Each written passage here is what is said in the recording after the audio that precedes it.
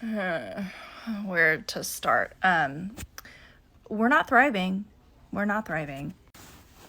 Hi, my name is Lauren. I have ADHD and autism, and I recently just left a career of teaching for 5 years because of severe autistic burnout and just educator burnout.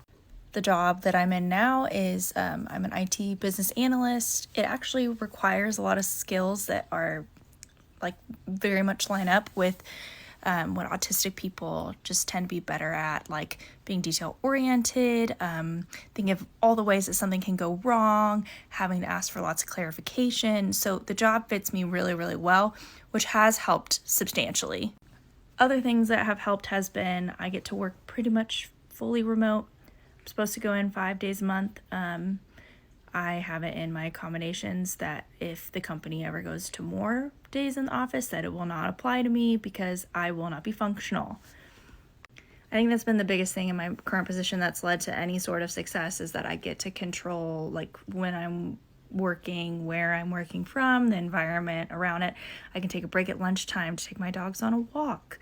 I can take a break to make food whenever I want. If I realize I forgot to eat at 3 p.m., I can go in my kitchen, I can eat food, and it's not weird or judged by other people because my breaks are on my time and no one else is watching me. But back when I was teaching, I had to quit because I was not going to survive any longer. I had no social life. I was incredibly depressed, incredibly burnt out. I would come home and I would just lay on the couch for pretty much the rest of the evening, couldn't do much else.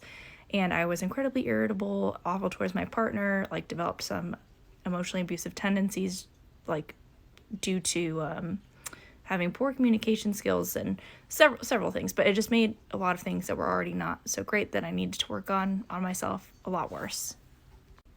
And I really think that a lot of it comes down to finding a boss who is not neurotypical.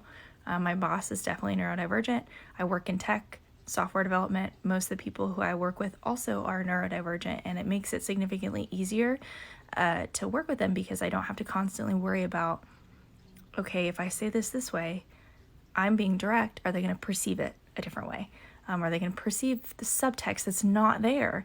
And oftentimes if they're unsure, they ask. And so that's like avoided a lot of those issues for me. However, I will say when I do go into the office, even though I'm around mostly autistic people and I come home, I still am absolutely exhausted from having to have any sort of small talk or the white noise and all the talking around me and fluorescent lighting.